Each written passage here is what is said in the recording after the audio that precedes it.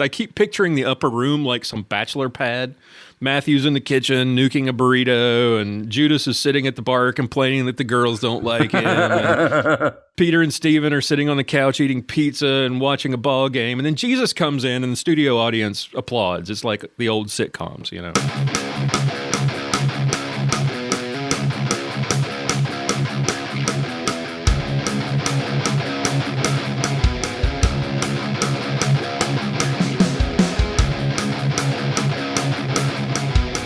Bringing you law, gospel, and guns. Welcome to Armed Lutheran Radio.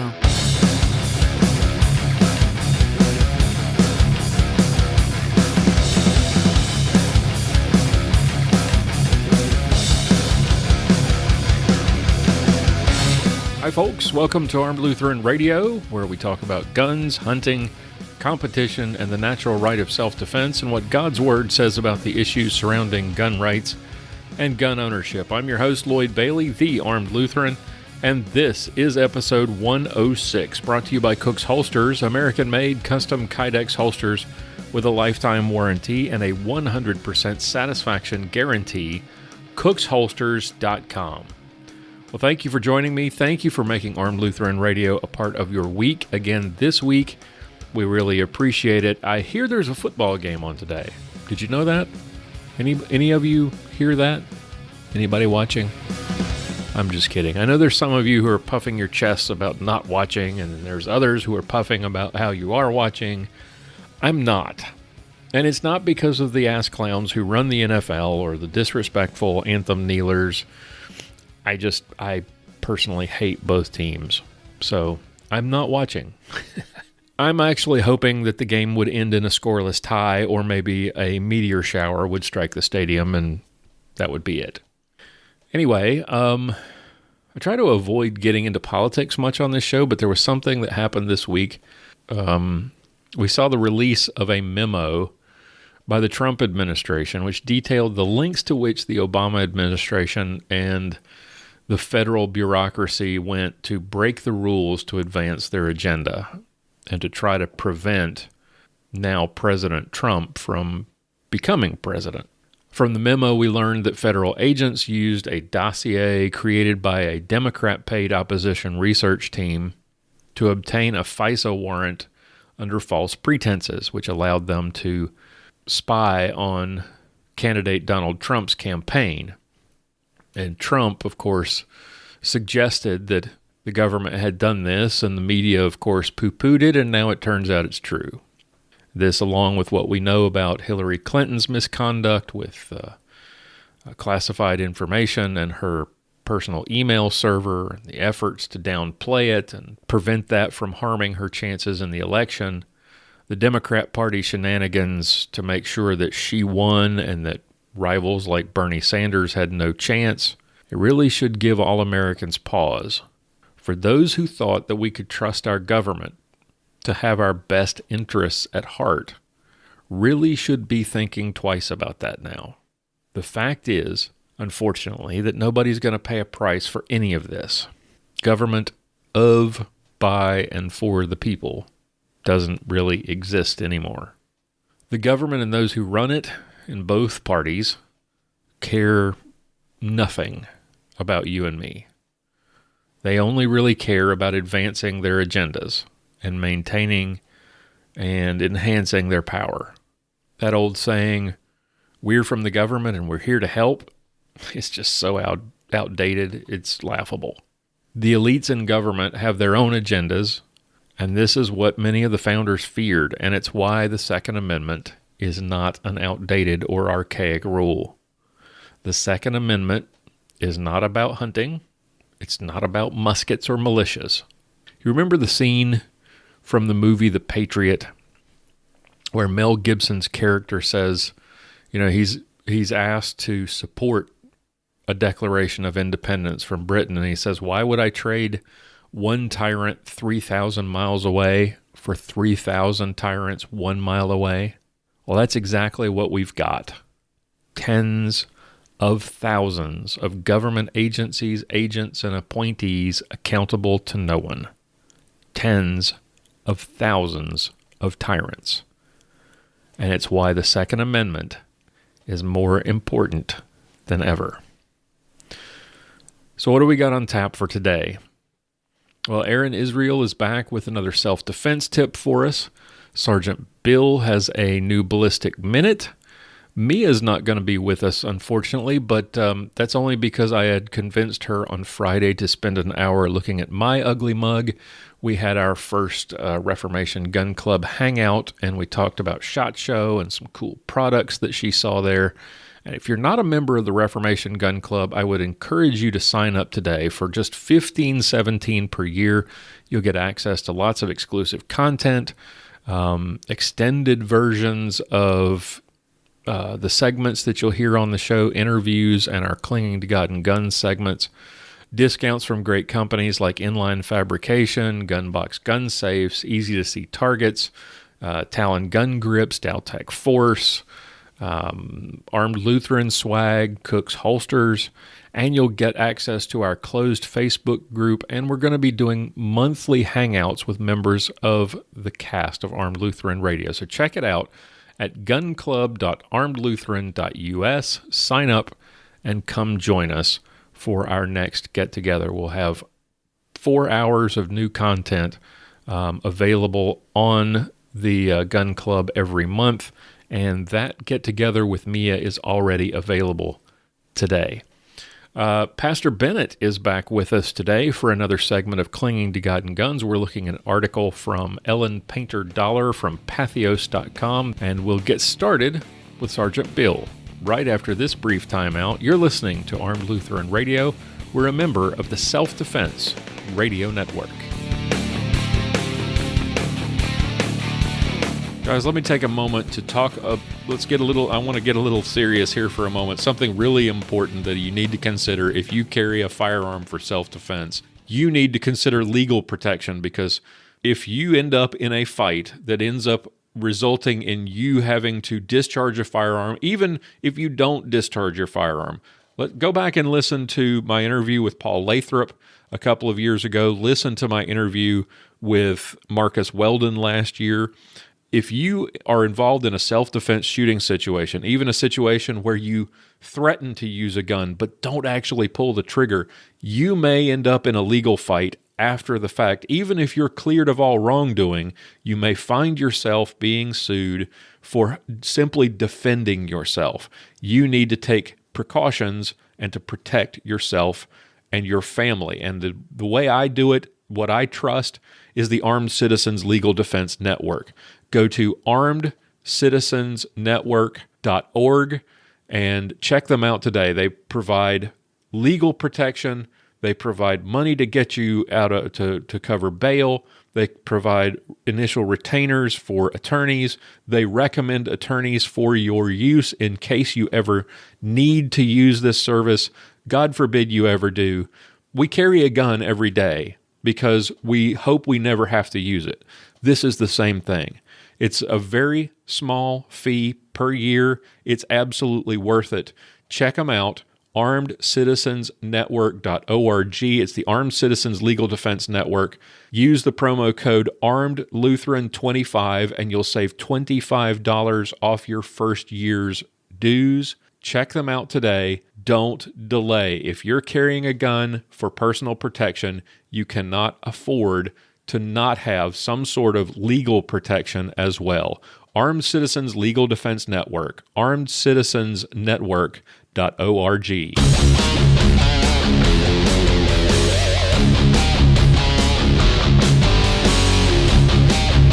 Time now for another Ballistic Minute with Sergeant Bill Sylvia. Hey everybody, I'm Sergeant Bill and I'm here with your Ballistic Minute. So the other day I was at work talking to one of my coworkers about shooting, and they were amazed at how many rounds I shot over the last year. And then he said, so I guess you don't really do that much dry fire anymore since you're shooting so much. To which I responded, no, I'm actually probably doing more dry fire than I've ever done because I am shooting more. So this basically led to a conversation of the difference or what you learn and what you do in live fire versus dry fire practice. So in dry fire practice, You're basically learning techniques. You're ingraining those techniques. You're perfecting those techniques. You're trying to develop speed and push your limits and improve, always trying to be faster and more efficient. Now, this is usually mostly just the gun handling skills with dry fire practice. It's, your draws, your reloads, your transitions, your presentation to your sights, those type of things that you can really work on and perfect without having to use any ammo. Okay, now live fire is for testing your shooting skills and testing what you've been practicing and perfecting in your dry fire. So those shooting skills are, your accuracy, shooting groups, stuff like that, transitions, your splits, the shooting part of actually shooting competitively. And like I said, it's a test. So you're doing drills or little things that you need to work on in live fire practice, and you're basically trying to find out what needs more practice. May not be more live fire practice unless it's your accuracy or your splits or transition or something like that, but you're putting to the test all those gun handling skills that you're perfecting in dry fire. Now, in your live fire practice, most of your dry fire practice stuff, your draws, your reloads, your transitions, you're not even going to really think about these because you've done them so many times that you've really got them down. You don't even have to think about it. That's the benefit of doing dry fire. So I explained this to my fellow officer, and I guess he kind of understood it. And he said, well, how much dry fire are you doing versus live fire? And I told him, I said, a lot of people will say that they do, a lot of the pro shooters in USPSA or IDPA will say that they do 10 dry fire draws for every draw that they do in live fire. Well, I don't know how they're coming up with that number. What I told them is this, exactly what I do. So when I get ready for work, usually 3 or 4 days of my 5-day work week, I get ready for work about an hour sooner than I normally would. And when I'm ready for work, ready to leave, I do about an hour, maybe a half hour to an hour of dry fire practice. And then when that time's up, I put the gun in the safe and I go to work. So I do anywhere between 2 to 5-ish hours of dry fire practice, and I try to go to the range once a week. It doesn't always happen, but I try to do once a week for an hour or two. Needless to say, he was pretty surprised at how much dry fire I do, and he thought that at the level that I'm shooting at, that I wouldn't be doing as much of it anymore. And I told him, there's some things I don't work on as much as I used to, and there are other things I work on even more. And if you ask any of the professional shooters or, winning sponsored type shooters or winning shooters, the best guys in your club that you shoot with or whatever, most of them will tell you, if they're honest, that they're doing a lot of dry fire to maintain their skill and to try and improve, get faster, more efficient. So if you're not dry firing, you're probably not getting any better. You could do all the live fire practice you want, but you still need to do dry fire. I remember watching an interview with Max Michel talking about what he did when he was on the Army Marksmanship Unit, and he said that, they basically had almost an unlimited supply of ammunition and range time. He said he was shooting, on average, 1,000 rounds a day, 4 to 5 days a week. The funny thing was, they asked him how much dry fire he was doing, and he said he was doing about an hour before shooting at the range, doing some while he was at the range to perfect things that he was having issues with, and then he would usually do some after he left the range to help fix any problems or get faster of any of the things that he wanted to improve at. So if you got unlimited ammo and unlimited range time, have at it. But keep practicing. Keep practicing dry fire. Keep improving and pushing yourself. I'm Sergeant Bill. This has been your Ballistic Minute. Sergeant Bill Sylvia is a veteran of the Dallas Police Department and masterclass competitive shooter. You can watch Sergeant Bill's shooting videos at armedlutheran.us/Sergeant Bill. Folks, let me take a second to tell you about Guns for Gals. Cassie and Patrick Coburn are the owners. You've heard them on the show a couple of times. This is a unique shop designed specifically for women. It is a what they call a firearms boutique. They go out of their way to find products that are designed for women or by women. Ladies, if you need a gun or if you're interested in shooting or if you need accessories or ammunition, guys, if you've got a girlfriend or a wife who's interested in shooting, you will do yourself a favor if you go and check out gunsforgals.com or stop by their store. They are located in McKinney, Texas at 2035 Central Circle, Suite 108, or you can find them usually on the weekends at a gun show near you. Stop by and talk to them. I took my wife to talk to them when she was looking for a gun. Cassie was great, helped her find exactly what she needed, didn't try to push a specific product, just wanted to make sure that she found the product that was right for her. It's not just gun shopping, it's the way gun shopping should be. Check them out at gunsforgals.com, 2035 Central Circle, Suite 108 in McKinney, Texas. gunsforgals.com.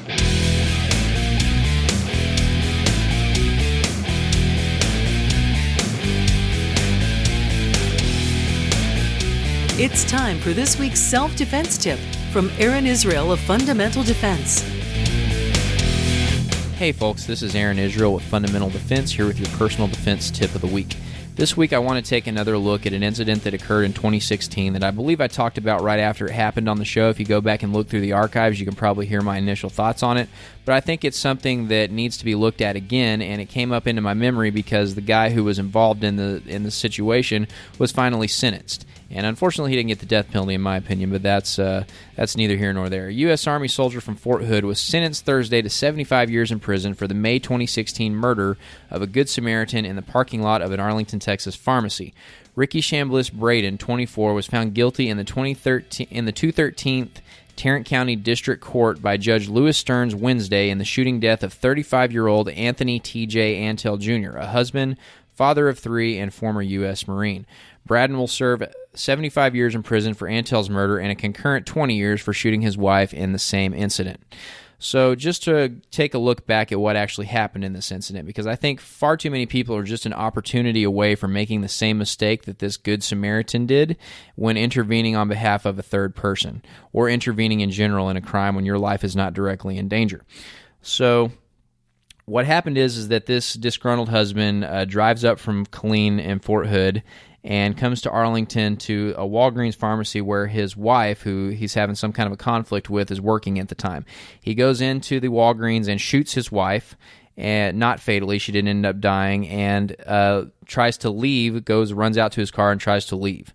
This guy, the Good Samaritan, T.J. Antell, was standing inside and saw this whole thing go down. Now, at the time that he saw the incident take place inside the Walgreens, his gun was not on his person. He did not have his firearm on his person when this thing went down. So he sees this thing goes down. He's unarmed. He sees a person get shot. So what's he know about the bad guy, first off?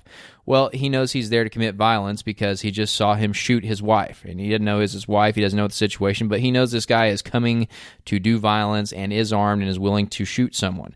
So what should you do in that situation, even if you're armed? Well, you could make a case if you're armed that if you're there in the right place at the right time and you have an opportunity to stop that guy from committing that murder, if he would have been in a position to do that, it would have been perfectly justified and maybe have been the right move for him to draw his firearm and take action against the bad guy if he would have had the right circumstances for that to take place. But he didn't have his firearm with him. So first lesson is carry your firearm. I'm not saying that he definitely should have intervened if he would have had his firearm in the store at the time, but definitely, if it's something that you're very concerned about, carry your gun with you, and you've at least got that option. He didn't have that option at the time, so he sees this thing go down, and he's unarmed. So if he's unarmed, the best thing he can do at that point, once the threat is no longer a threat and the guy's leaving, is call the police and maybe get out your medical kit that you ought to be carrying anyway and go over there and render aid to the person who's been shot until the police show up and the ambulance shows up to help that person. That would have been the smart thing.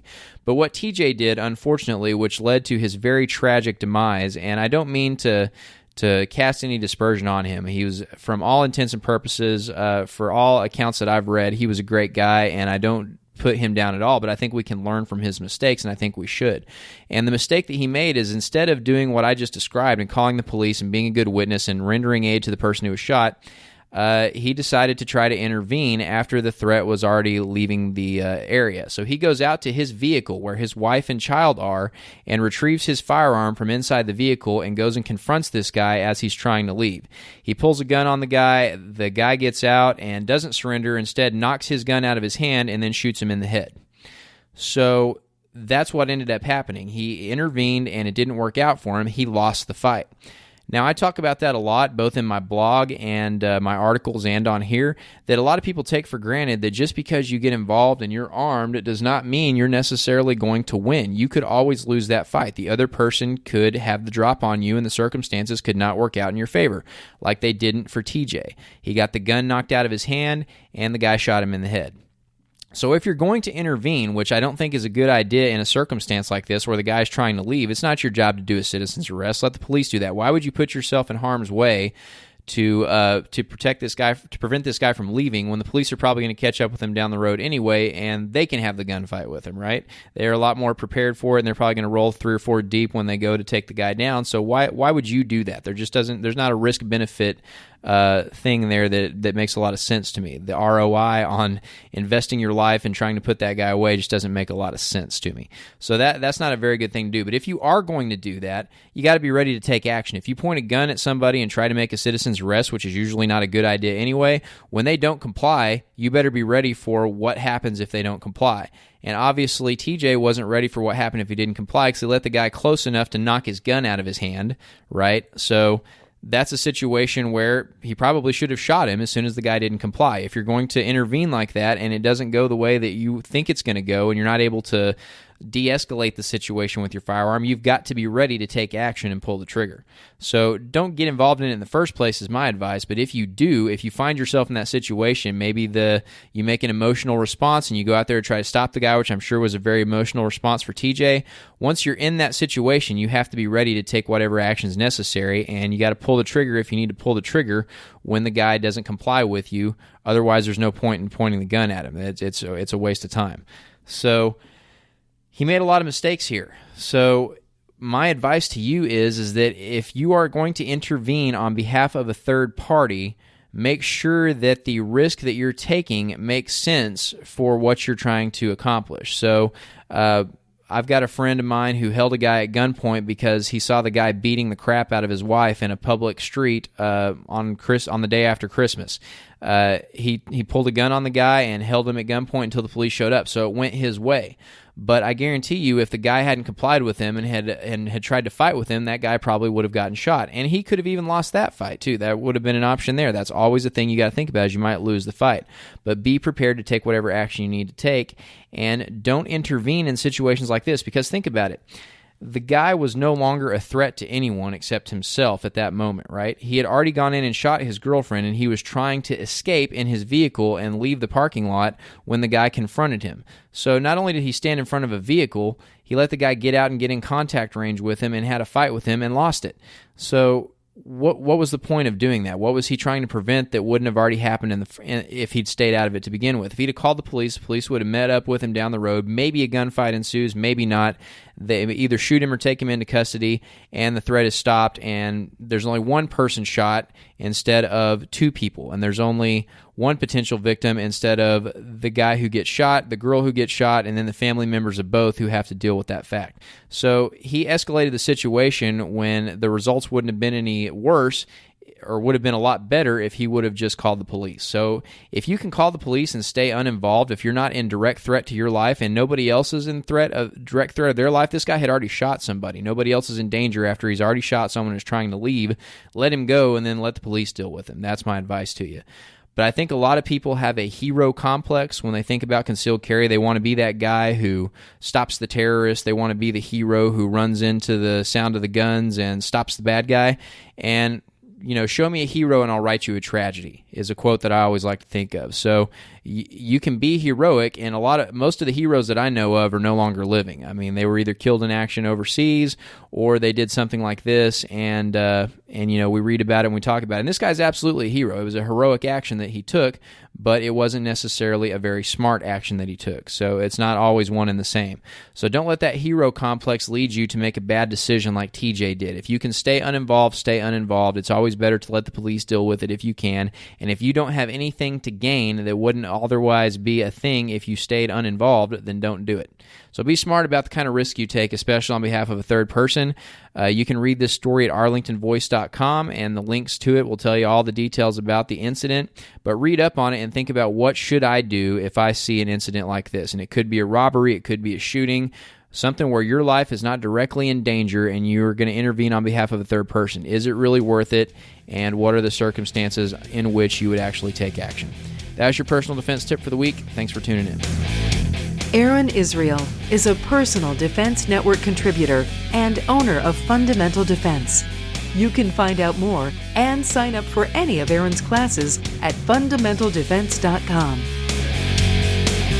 Hey, if you need a good holster, let me take a minute to tell you about my good friends at Cook's Holsters. If you've got a need for a holster for a carry gun, for competition, for a day at the range, check out Cook's Holsters at cooksholsters.com. They're American-made Kydex holsters, custom-made for your specific firearm, with a lifetime warranty and a 100% satisfaction guarantee. And trust me, they stand by that guarantee. I know, because I've seen it in action. Great people.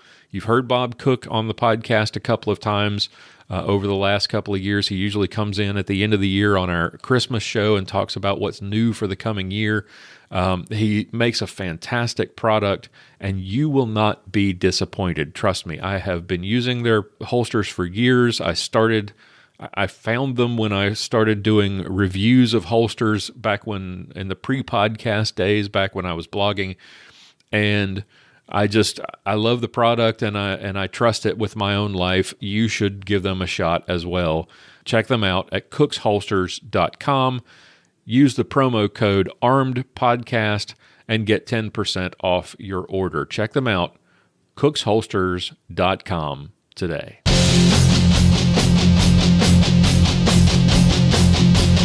Up next, we're clinging to God and Guns with Pastor John Bennett.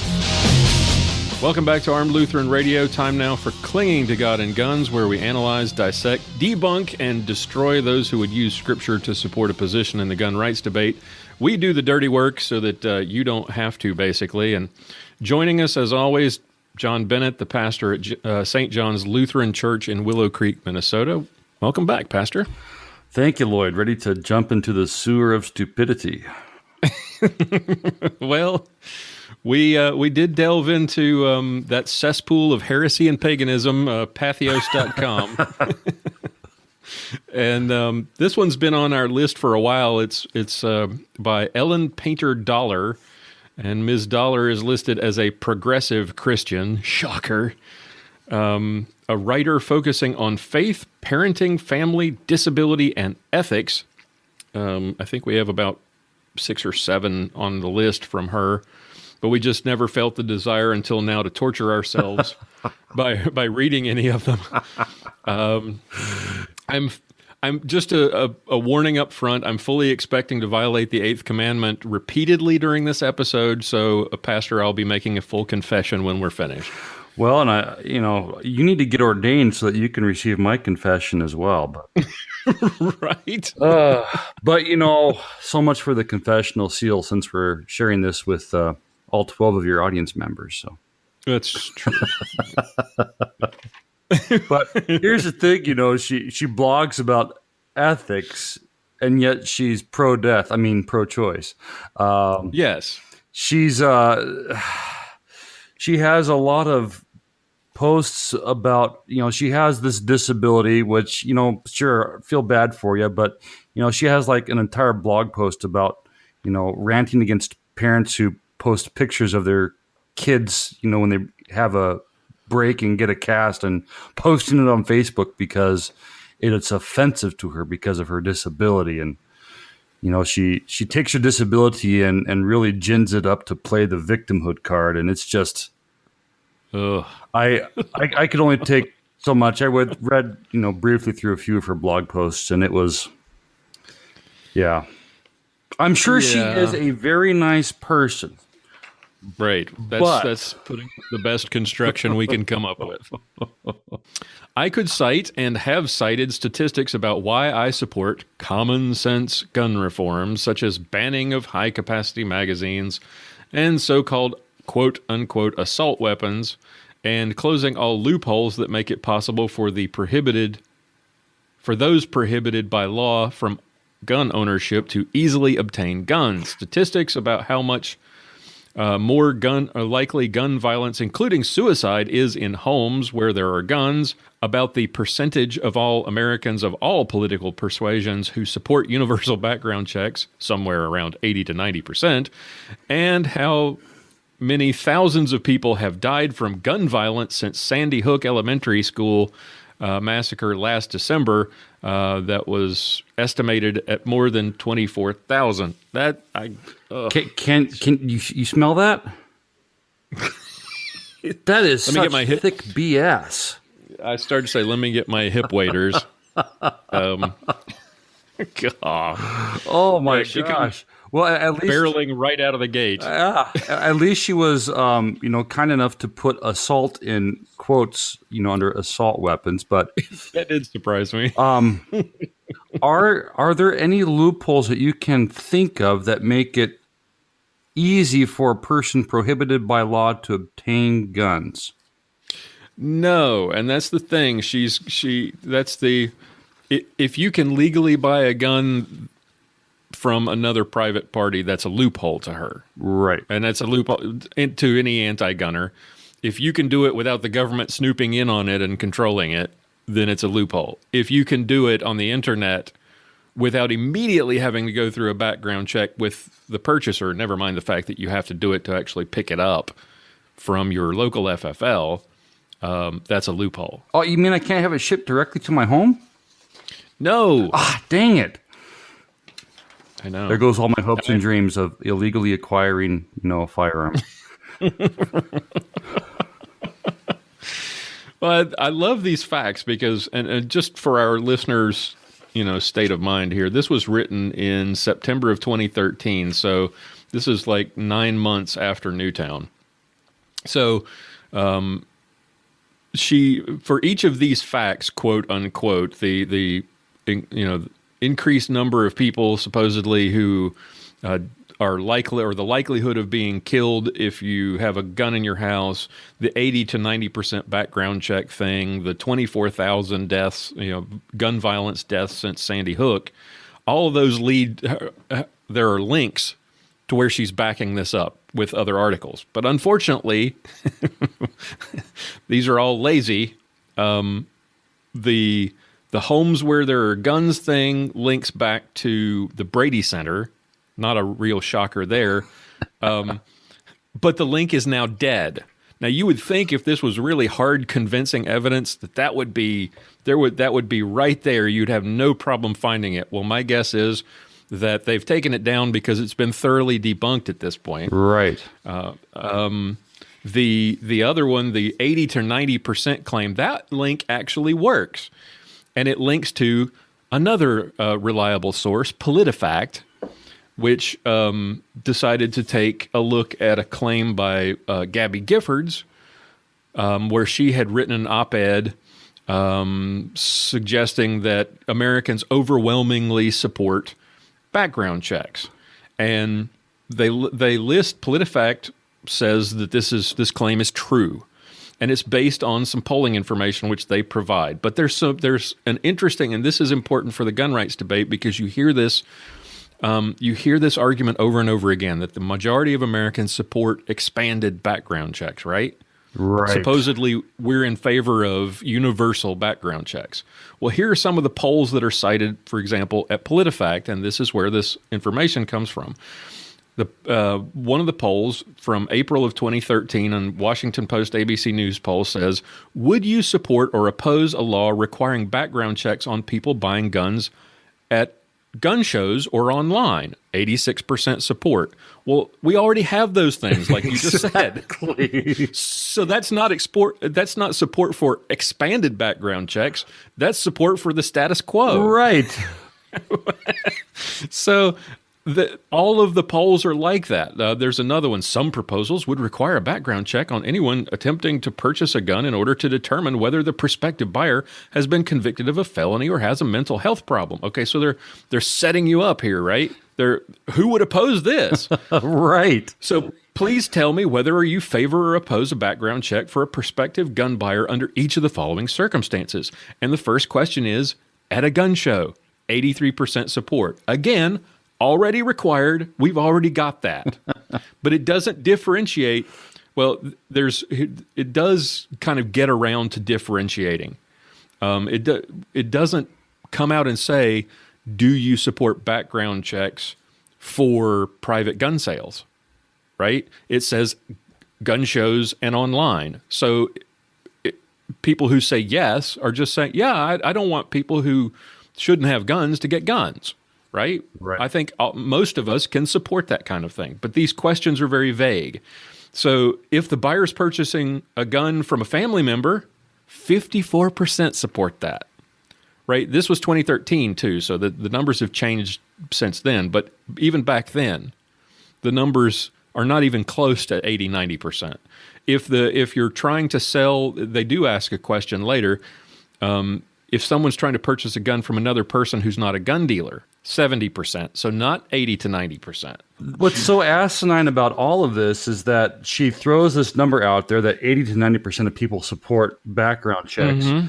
She links this article that has all these different criteria, and it's like they've never looked at a Form 4473 in their life. Well, there's probably a reason for that. If you dig deeper, but I know this is asking a lot for people. You actually have to dig into the data and actually, instead of taking what PolitiFact breaks it down, you have to actually go and click on the link that PolitiFact links to on some of these polls. And PolitiFact says, Gifford's claim is well-founded in part because it's not overly specific. Right. Right. So the questions are saying, hey, do you support background checks on all gun sales? Okay, yeah, we already have that. I support that. But they're not saying, would you support changing the law so that it covers all gun sales, including private transfers? Right. So they still think that there's overwhelming support. Here's what I found interesting. If you dig into the poll and you actually look at the number of people who support stricter gun control, 47%. You don't say.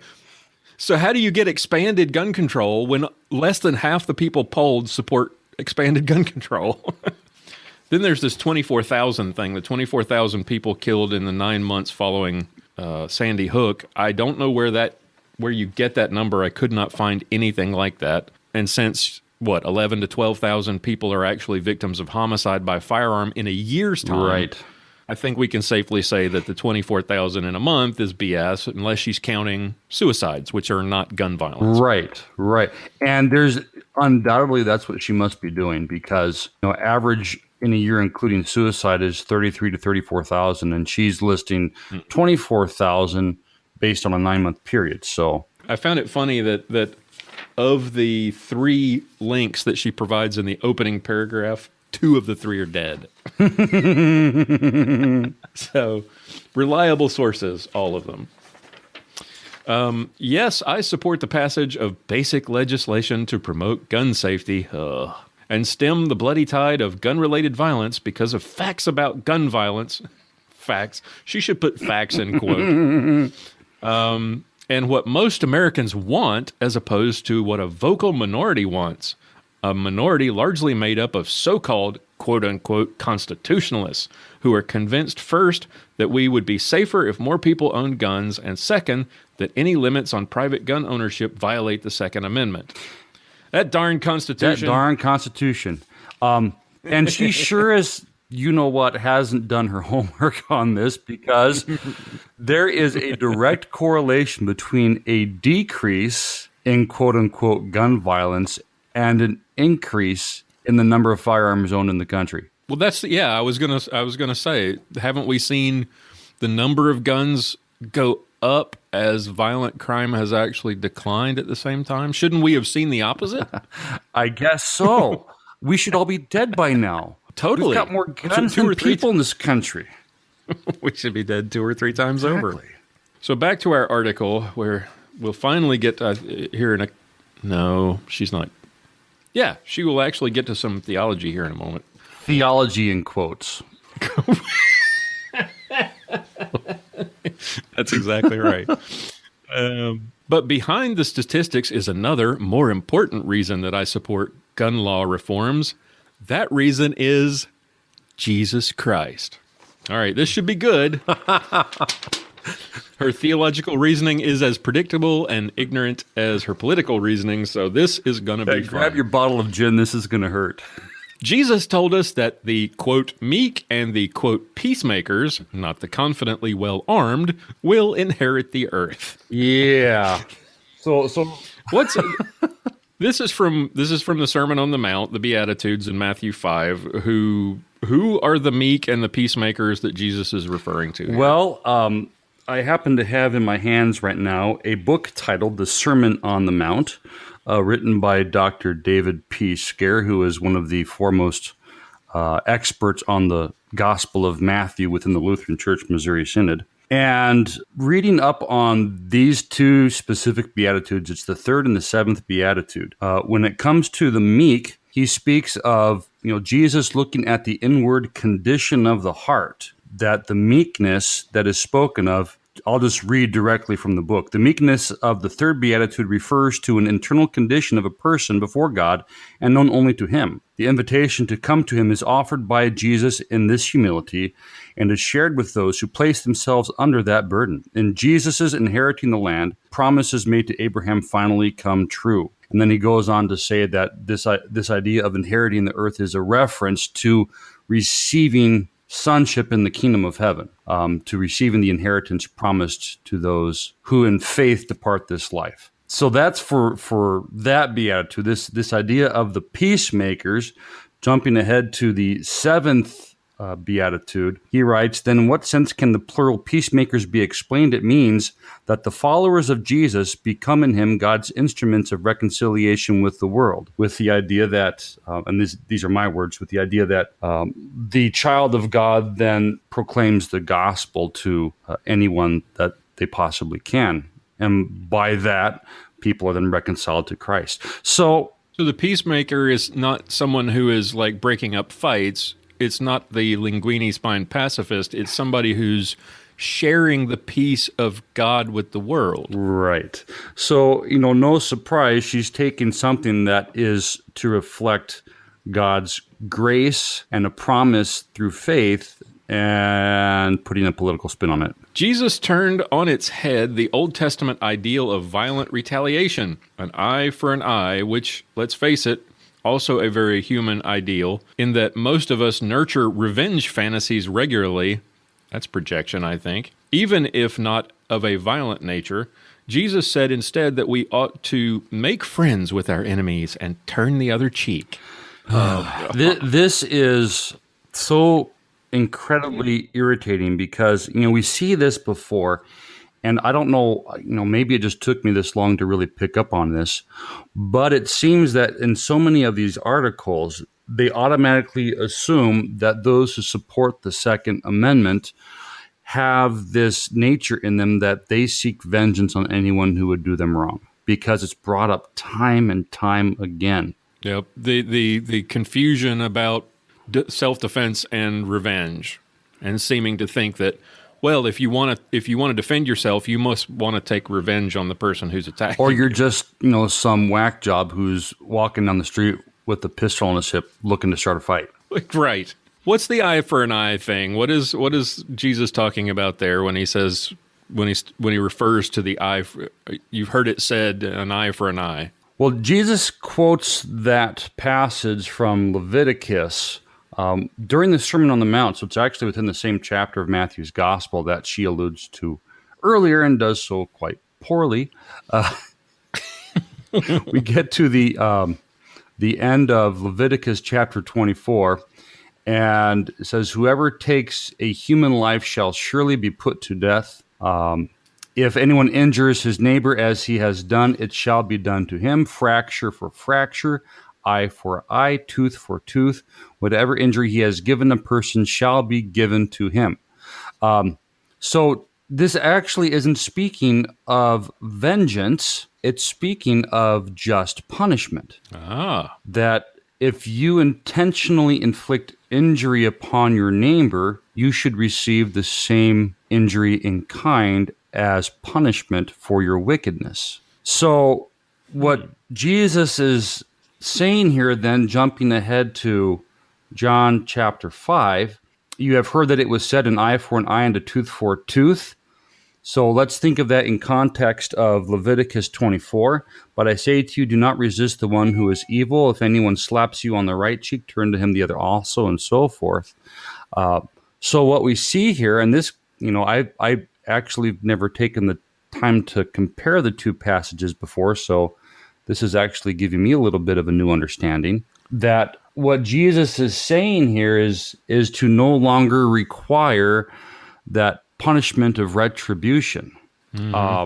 Understand this in the context of forgiveness. But this is also the same passage where he alludes to those laws under the Roman Empire that, if anyone forces you to go 1 mile with him, go 2. It was the law that a officer of the Roman army could force an average Joe Schmo citizen to walk 1 mile while carrying the soldier's gear. So looking again at Dr. David Scare's book here, what is important is the overarching principle behind these examples. The disciple of Jesus must act like the God who has become his Father in Christ. The eye for an eye principle of retaliation for personal offense is no longer valid in the New Age, because the atonement of Jesus has brought in a new dimension of reality. The principle of revenge can no longer reign in the church because in the atonement of Jesus, God has surrendered the right by satisfying it. So again, the emphasis is not on retributive punishment, but on forgiveness. Jesus rebuked one of his best friends who, understandably enough, drew a sword when soldiers came to take Jesus to his execution. This again. This is such a dead horse. Is there anything left of this horse at this point? They've beaten it so much. I think there's just bone and sinew by this point. This is from the accounts of Jesus' arrest, told in all 4 Gospels: Matthew 26, Mark 14, Luke 22, and John 18. We'll do it again just for funsies. Why did Jesus rebuke Peter for using the sword? Because Jesus was anti-gun, didn't you know? Oh, that's right. That's right. Peter was acting, and, she talks about this revenge fantasies and so forth. Peter was acting in a vengeful, violent way, taking up his sword against an unarmed servant. He was not attacking the soldiers themselves. He was not attacking the very people who were coming to take Jesus away, but he was attacking a defenseless servant. Right. So it would be like, if I was hanging out with my friends and someone came up, and sucker punched me, and his friend standing by there had done nothing, and then my buddy decides to, shoot the other guy in the knee. That's pretty much what Peter does. And so, Jesus isn't cool with that. Jesus isn't cool with taking violent measures against unarmed, innocent people. You punch my friend, I'm going to shoot yours. So, and again, Peter was acting, granted, it was the heat of the moment. He was, acting in a very passionate, although violent way in response to what was happening. But Christ's purpose for entering into human flesh was to pay the penalty for our sins upon the cross. And by golly, I don't think he was going to let Peter get in the way of that. The hidden meaning is that you shouldn't have carried that sword. He shouldn't have carried that sword that Jesus told him to go out and buy. Right. You mean you took me literally and you actually got a sword? Jesus told his friends that 2 swords would be plenty for a dozen people as they went out to preach the gospel. His advice, if any town rejected them, turn around and walk away. This is the most imbecilic argument.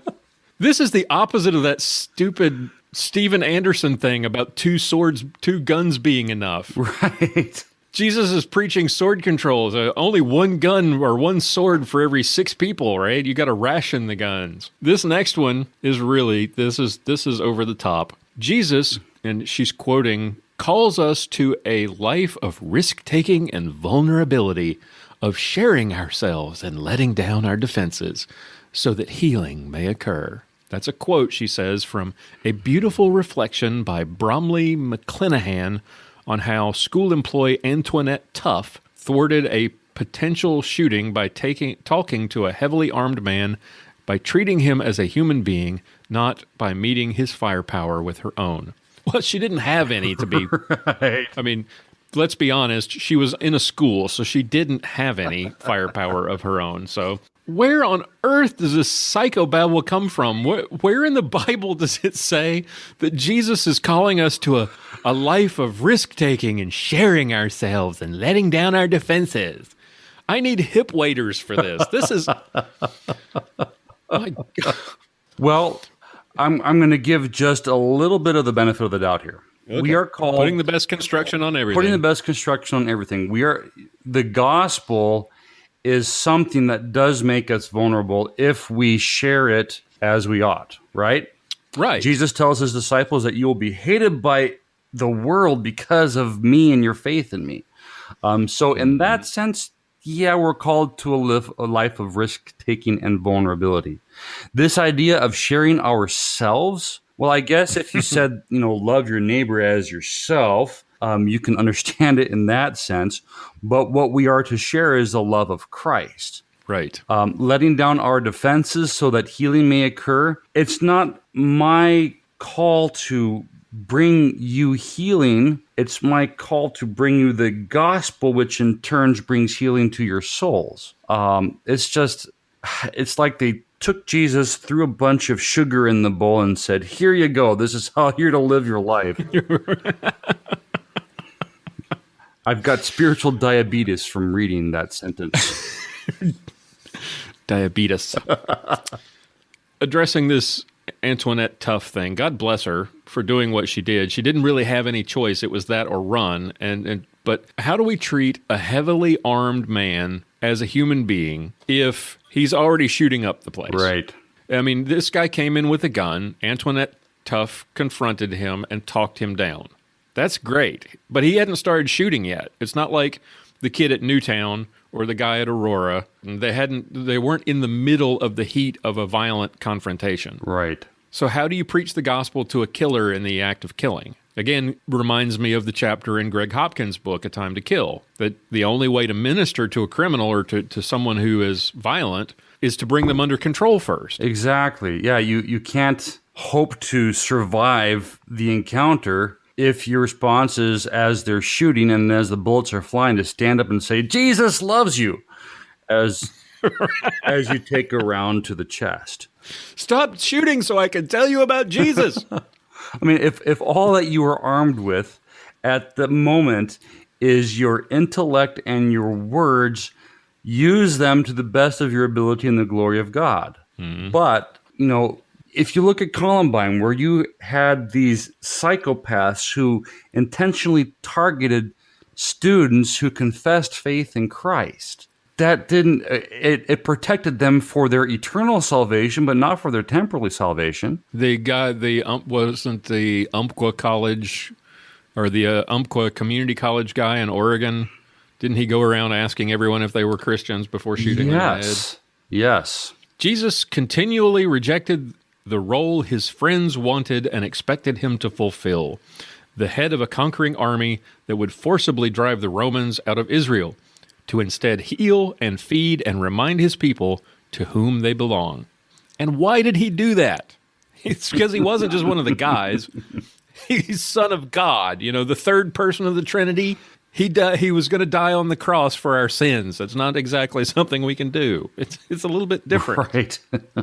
Why does she keep personalizing Jesus' his relationships like this, referring to the disciples as his friends, his good friends, his best friends? I don't know. It's irritating. It really is. I keep picturing the upper room like some bachelor pad. Matthew's in the kitchen nuking a burrito, and Judas is sitting at the bar complaining that the girls don't like him. And Peter and Stephen are sitting on the couch eating pizza and watching a ball game. And then Jesus comes in and the studio audience applauds. It's like the old sitcoms, you know. Jesus and the Super Friends. Jesus said, "There is no fear in love, but perfect love casts out fear. For fear has to do with punishment, and he who fears is not perfected in love. We love because he first loved us."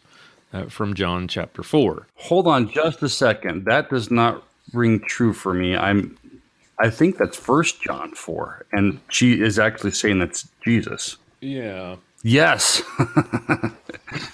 So it's not John 4, it's 1 John 4. It is. So Jesus didn't even say this. I mean, granted, it's from the Word of God, but, you know. It was from one of his friends. Yes, one of his friends, his buddies. Yeah, I didn't catch that the first time when I was preparing for this. I mean, granted, yes, the passage does still ring true, regardless if it is Christ saying it in the Gospel of John, which he doesn't, or St. John writing it in his first epistle. But, again, and this is the assumption of the anti-gun left, is that because you own guns, you must fear for your life every day. And you own guns because you're afraid of what might happen to you. That's not why I own guns. Is it why you own guns? No. And you've talked about, you know, irrational fear in previous episodes, that it's not a good thing, especially if your irrational fear of guns drives you to, you know, write stupid stuff like this, or if your irrational fear of the government coming to take away your stuff drives you to buy things. That's not a good thing. But having a gun to protect yourself and your family it's not about fear or punishment or revenge. It's about protecting the lives you're entrusted with. It's about protecting it's about love of neighbor. Right. Love of family. You're protecting the things that you love. Yeah, they categorize and characterize precaution as paranoia. That, right. You know, right. I put on my seatbelt when I get in my car, not because I'm deathly afraid that if I don't, I'm going to get in an accident, but just as a safety precaution to protect my life if I am. I have locks on my doors of my home, not because I am paranoid that an attacker is going to come in if I don't have locks on the doors, but locks make good neighbors. Oh, you just don't have enough love. That's what it is. I guess so. I'm just a poor, miserable sinner for not, you know, setting up a tent city in my backyard for all the quote-unquote undocumented in the area. Oh, don't get her started on that. I'm sure she's... She would probably condemn me for saying that, because what I should be doing is, you know, surrendering my bed. If you love them, you would. There is no fear in love. No fear. There's no virtue in cowardly pacifism either, but I digress. Last week, 2 Colorado state senators, again, this was September 2013, 2 Colorado state senators were driven from office in a recall vote because they voted for a ban on high-capacity magazines and to expand background checks on gun owners. The recall effort was supported and funded by the NRA. Why spend all that time and money recalling 2 state senators, especially when the Colorado State Senate is still narrowly controlled by Democrats and the gun reforms still stand? See, I got to meet Laura Carno at the Gun Rights Policy Conference. Lovely lady, powerful message. She became the face of the recall effort in Colorado. Why was there a recall? Because state senators, like the guys that were ultimately ousted, dared to tell people how they could or couldn't defend themselves against violent crime, what they could and couldn't have in their homes for self-defense. Right. That's why. You had Colorado, you probably remember this, they had state senators in hearings actually telling women that they don't need a gun because they don't know if they're being raped or not. Right. Or that they don't need guns because they, on on college campuses because they have whistles and call boxes, or they could just pee on the rapist instead of actually defending themselves. Right. I hate to laugh, but it's just the unmitigated sanctimony of these buffoons. How dare they presume to have the right to tell anyone whether they can or cannot defend themselves and how they can or cannot defend themselves? It is not up to them. It is where do our rights come from? They come from God. Mm-hmm. Those rights are reflected in the Constitution and the Bill of Rights. And yet, these people want to take away those rights. And so, yeah, it's good that these guys got ousted. And absolutely, thank God the NRA had the resources to support that effort. Well, I found this interesting. She complains about the NRA spending money on it. You know how much money was spent to defend those two goobers that got ousted? I do Over not. $3 million. Bloomberg himself donated $350,000. You know how much the NRA put into the effort to have them removed? Just a little over $100,000. So all this whining and moaning and hashtag slacktivism about, it's enough and complaining about how much NRA spent on these efforts. Well, look in the mirror and see how much money got spent. It was 10 times more. According to, and here she'll take another swipe at the NRA, and again, she'll swing and miss. According to an NRA spokesman, the reason they supported the two senators' recall was to incite a wave of fear among other legislators, to send the message that anyone who dares support common sense gun laws will possibly lose their jobs. Yeah, she was being dishonest there. Yeah, what does the Bible say about bearing false witness? I'm guessing she has a nuanced approach to that too. The link was dead. Of course. But I looked it up, and it was a piece written by Rachel Madcow. And the person who said that actually isn't an NRA spokesperson. Shocker. Nah. The guy who said that was John Caldera. He's the president of the Colorado Independence Institute and a radio host. Yes. And because the Colorado Independence Institute does get contributions from the NRA, I guess that magically makes him an NRA spokesman. But here's what he said, and this is his statement that ends up serving as her entire theme for the article. If the president of the Senate of Colorado, who did nothing except pass the laws that Bloomberg wrote, gets knocked out, there will be a shudder, a wave of fear that runs across every state legislator across the country that says, I ain't doing that ever. This is not happening to me. I will not become a national embarrassment. I will not take on those guys. That's how big this is. So, in essence, what he is saying is that let this be a lesson to any other politicians that if you want to push through policy that is put forward by Michael Bloomberg, don't be surprised if you get ousted. And Ms. Dollar says, does that sound like peacemaking to you? No, it sounds like politics. Does pushing gun control written by an out-of-state billionaire sound like peacemaking? No, it's politics. And Caldera is exactly right. If you get into bed with out-of-staters who want to change our laws and you push through dumb laws like these gun control, these magazine capacity bans and the background checks, guess what? You may lose your seats. Politicians, being, critters who like their paychecks and don't really want to lose their power, will think twice before they cross that line again. It's politics. But it doesn't sound like peacemaking to me. Oh, I know. This is what is so incredibly frustrating and irritating about this entire article, is that she takes a comment that was made in reference to our secular politics, and then she tries to equate this to a religious side regarding firearm ownership. The two have absolutely nothing to do with one another. Right. There is no fear in love, she repeats here. She keeps throwing this out. If there's no fear in love, why do you fear gun owners so much? Why do you fear guns so much?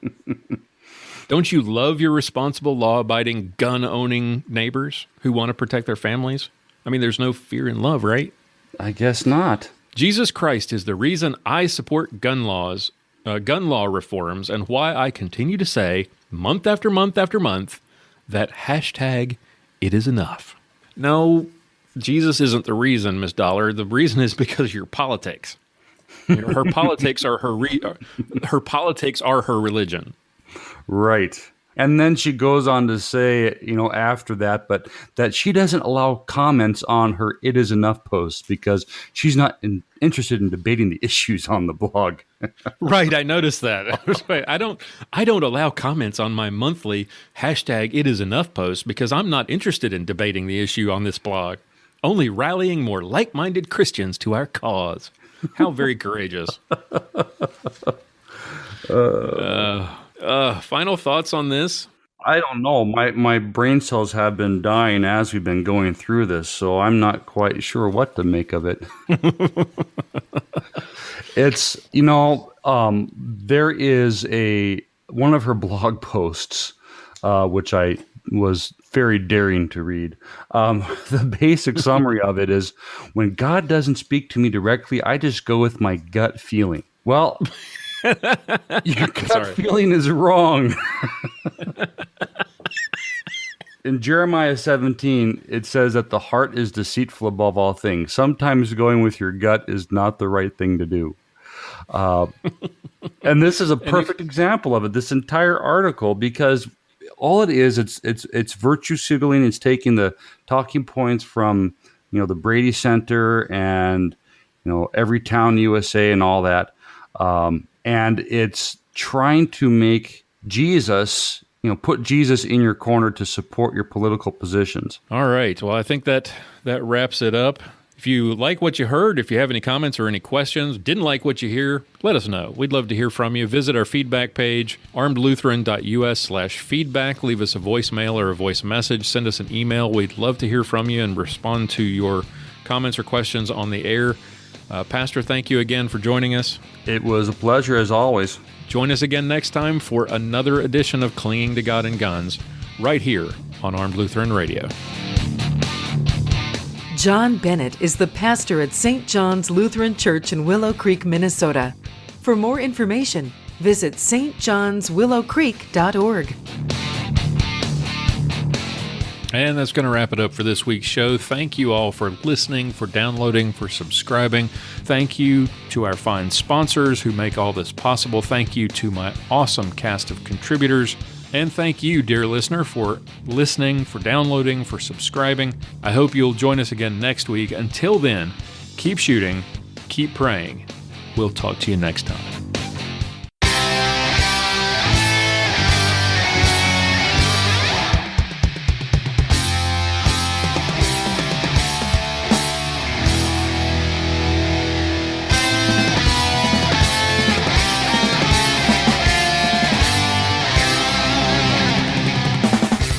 Thank you for listening to this episode of Armed Lutheran Radio. For show notes, be sure to visit our website at www.armedlutheran.us. You can subscribe to this podcast on iTunes, Google Play, Stitcher Radio, and TuneIn. This podcast is made possible by Cook's Holsters and contributions from listeners like you.